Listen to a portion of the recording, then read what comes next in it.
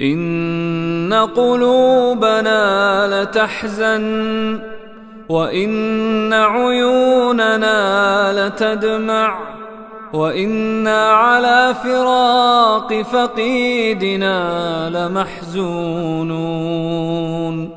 اللهم اغفر له وارحمه وعافه واعف عنه وأكرم نزله ووسع مدخله واغسله بالماء والثلج والبرد ونقه من الذنوب والخطايا كما ينقى الثوب الأبيض من الدنس.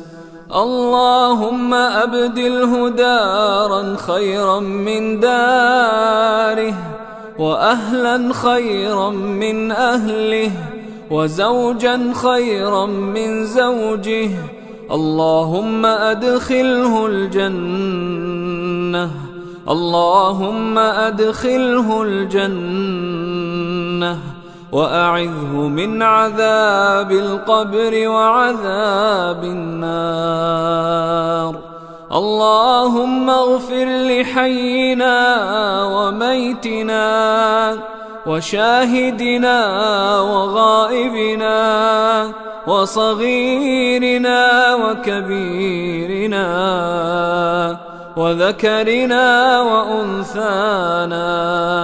اللهم من أحييته منا فأحيه على الإسلام، اللهم من أحييته منا فأحيه على الإسلام، ومن توفيته منا فتوفه على الإيمان.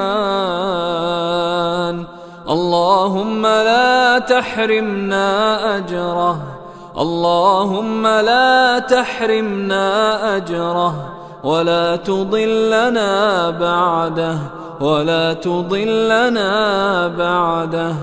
اللهم يمن كتابه وهون حسابه ولين ترابه وألهمه حسن الجواب وطيب ثراه وأكرم مثواه واجعل الجنة مستقره ومأواه. اللهم إنه في ذمتك وحبل جوارك، فقه من فتنة القبر وعذاب النار. أنت أهل الوفاء، أنت أهل الوفاء، أنت أهل الوفاء والحق، فاغفر له وارحمه إنك أنت الغفور الرحيم. اللهم عبدك وابن أمتك احتاج إلى رحمتك، احتاج إلى رحمتك، وأنت غني عن عذابه، وأنت غني عن عذابه. إن كان محسنا فزده في حسناته، وإن كان مسيئا فتجاوز عنه يا أرحم الراحمين. اللهم مد له في قبره مد بصره، واجعل قبره روضة من رياض الجنة، ولا تجعل قبره حفرة من حفر النار. وارزق أهله الصبر والسلوان، ولا تفتنهم بعده، ولا تحرمهم أجره، وآجرهم في مصيبتهم واخلف لهم خيرا منها. إنا لله وإنا إليه راجعون. اللهم وأطعمه من ثمار الجنان، واجعله ممن قلت فيهم ويطاف عليهم بآنية من فضة وأكواب كانت قوارير من فضة قدروها تقديرا ويسقون فيها كأسا كان مزاجها زنجبيلا عينا فيها تسمى سلسبيلا والملائكة يدخلون عليهم من كل باب سلام عليكم بما صبرتم فنعم عقبى الدار. اللهم اغفر لجميع موتى المسلمين، اللهم اغفر لجميع موتى المسلمين الذين شهدوا لك بالوحدانية ولنبيك بالرسالة وماتوا على ذلك.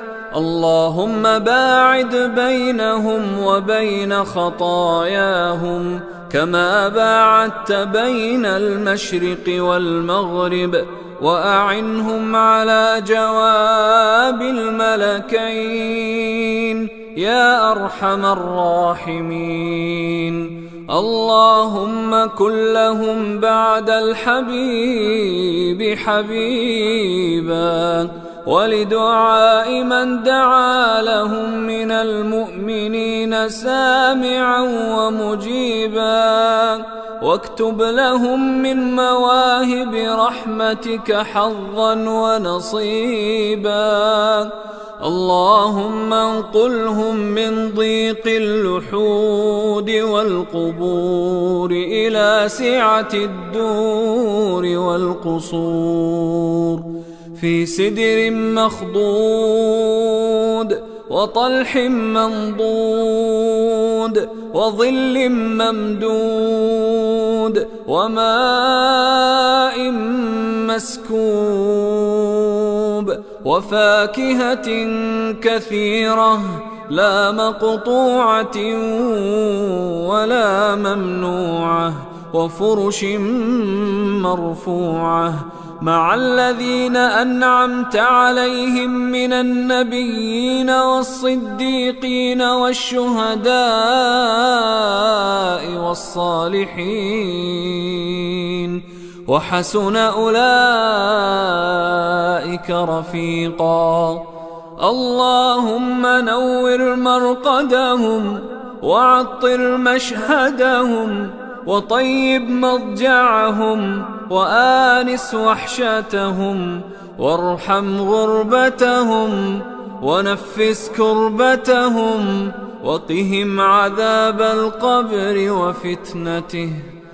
اللهم أنت ربهم وأنت خلقتهم وأنت هديتهم للإسلام وأنت قبضت روحهم وأنت أعلم بأسرارهم وعلانيتهم، وقد جئناك شفعاء لهم فاغفر لهم يا غفور يا رحيم. اللهم اغفر لهم يا غفور يا رحيم.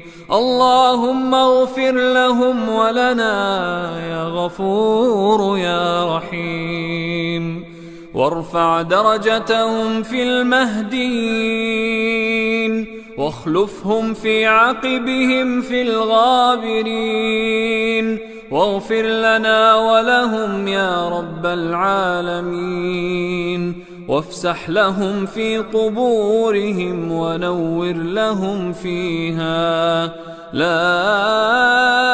إله إلا الله العظيم الحليم، لا إله إلا الله رب العرش العظيم، لا إله إلا الله رب السماوات ورب الأرض ورب العرش العظيم. اللهم حط عنهم ثقل الأوزار، وهب لهم بالقرآن شمائل الأبرار، واجعلهم في مقام من قاموا لك بالقرآن آناء الليل وأطراف النهار، حتى توجب لهم غفرانك وجزيل إحسانك ومواهب صفحك ورضوانك، يا أكرم من سئل ويا أوسع من جاد بالعطايا. طهرهم من دنس الخطايا، وامنن عليهم بالإجابة في قبر المنايا، وعافهم من كل مكروه يقع من محذور البلايا، يا كريم يا غفور يا رحيم. سبحان الذي اختار لنفسه الدوام، وحكم بالموت والفناء على الأنام، وساوى بالتراب بين الملوك والخدام.